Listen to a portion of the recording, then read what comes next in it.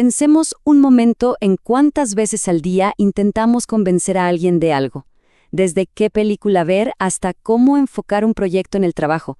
Gran parte de nuestra vida se basa en eso, en alinear nuestros puntos de vista con los de otros. Bueno, a esa habilidad se le llama persuasión. Y aunque a veces tiene mala fama, es de hecho una de las herramientas sociales más fundamentales que tenemos. Ok, vamos a ver esto más de cerca. Cuando escuchamos la palabra persuasión, casi siempre se nos viene a la cabeza la manipulación, ¿no? El engaño. Esa idea de que alguien está tratando de manejarnos para salirse con la suya. Pero a ver, ¿es eso todo lo que hay?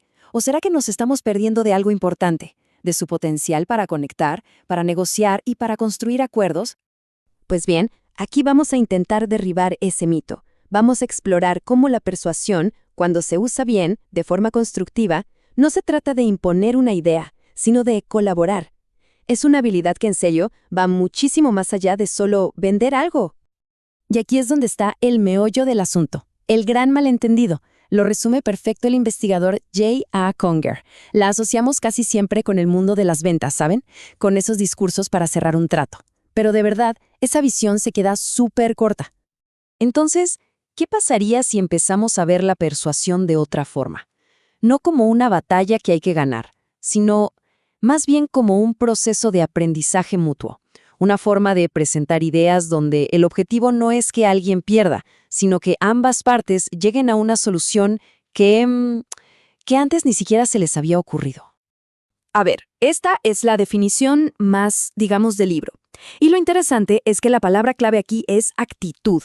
No se trata de obligar a hacer algo, sino de presentar argumentos que logren un cambio en la forma de pensar o de creer de la otra persona. O sea, es un cambio que viene de adentro, no es simplemente obedecer y ya.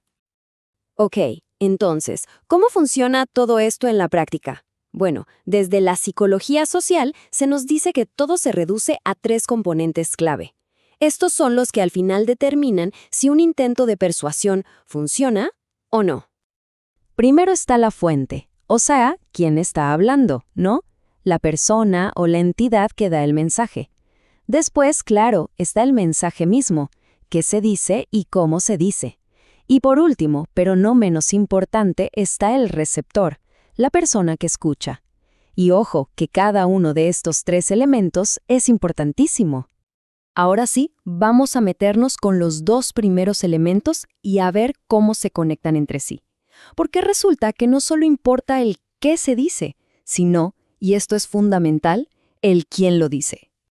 Y aquí hay una diferencia súper interesante que hay que entender, la que existe entre el atractivo y la credibilidad. A ver, el atractivo físico funciona por algo que se llama el efecto halo. Es simple. Si una persona nos parece atractiva, como que automáticamente asumimos que también es inteligente, confiable. La publicidad, por supuesto, usa esto todo el tiempo. Pero, al final del día, el factor que de verdad tiene más peso y dura más es la credibilidad. ¿La fuente es competente? ¿Es experta? ¿Parece sincera? Esas preguntas son las que de verdad inclinan la balanza. A ver, para que quede claro, imaginemos este escenario. Un completo desconocido se acerca en la calle y suelta esta bomba. Un cometa va a chocar contra la Tierra. ¿Qué hacemos? Lo más seguro es que pensemos que está loco, ¿no? Lo ignoramos y seguimos de largo. ¿Por qué? Porque la fuente, pues, tiene 0 credibilidad. Pero, ¿qué pasa si ahora la mismísima noticia la escuchamos de un experto de la NASA? De repente el mensaje cobra un peso gigantesco. La información no cambió nada. Lo único que cambió fue la fuente. Esto es un ejemplo perfecto del poder que tiene la credibilidad. Ok, ya quedó clara la importancia de la fuente, del quién. Pero eso es solo una parte de la historia. Ahora toca ver cómo eso se junta con el segundo elemento clave, el mensaje en sí. O sea, el contenido y la forma del argumento. Y aquí entramos en una táctica súper importante. Por un lado están los argumentos unilaterales, los que solo muestran una cara de la moneda. Es el típico, compra mi producto porque es el mejor y punto.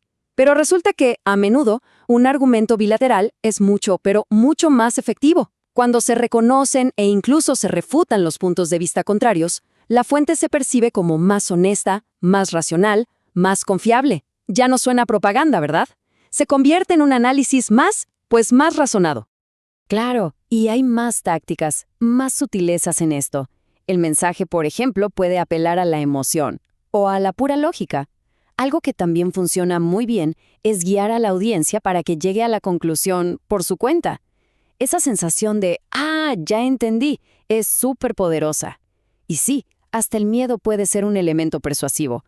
Pero, y esto es clave, solo si se ofrece una solución clara y que se sienta posible, una salida a esa amenaza. Bien, ya cubrimos la fuente y el mensaje, pero nos falta la tercera pieza del rompecabezas, la persona que escucha. Y quizás lo más interesante de todo, ¿qué pasa cuando el intento de convencer a alguien no solo no funciona, sino que sale el tiro por la culata? Pues sí, las características de quien recibe el mensaje son fundamentales. Cosas como la inteligencia o la autoestima de una persona pueden cambiar completamente cómo se procesa un mensaje. Por poner un ejemplo, alguien con una autoestima muy alta quizá confía más en sus propias ideas y, por lo tanto, es más difícil de convencer. Pero, ¿qué pasa cuando ese intento de persuasión se siente como un ataque directo? Bueno, a eso los psicólogos le llaman reactancia. Es esa vocecita interna que dice, a mí nadie me dice qué hacer. En el momento en que una persona siente que le están quitando su libertad para elegir, su instinto es hacer justo lo contrario. Es una forma casi inconsciente de reafirmar su propia autonomía.